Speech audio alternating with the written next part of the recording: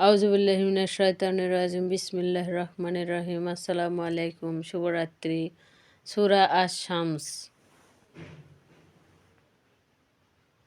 শপথ সূর্যের ও তার উজ্জ্বল কিরণের, শপথ চাঁদের যখন তা সূর্যের পিছনে আসে, শপথ দিনের যখন তা সূর্যকে উদ্ভাসিত করে, শপথ রাতের যখন তা সূর্যকে ঢেকে নেয়, শপথ আসমানের আর সেটা যিনি বানিয়েছেন তার, শপথ জমিনের আর যেটা যিনি বিস্তৃত করেছেন তার, শপথ প্রাণের আর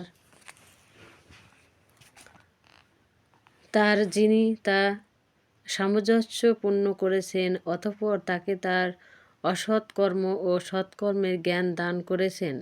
সেই সফল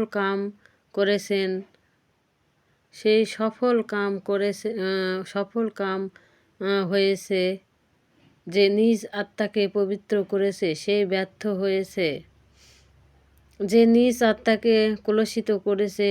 ছামূদ জাতি সীমা লঙ্ঘন করে তাদের নবীকে মেনে নিতে অস্বীকার করেছিল।